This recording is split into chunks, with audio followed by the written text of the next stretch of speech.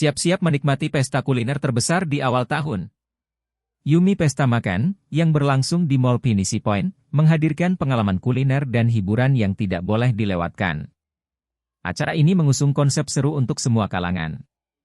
Menurut Reza, event organizer dari Ra Event Planner, Yumi Pesta Makan adalah acara yang dirancang untuk memadukan kegembiraan menikmati makanan dengan berbagai kegiatan hiburan.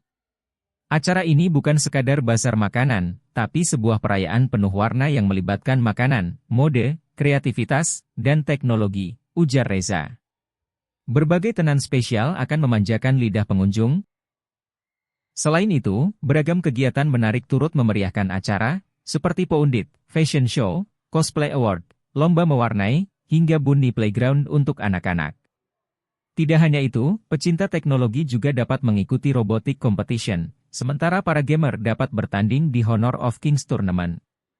Semua kegiatan ini dijamin memberikan pengalaman yang menyenangkan bagi setiap pengunjung.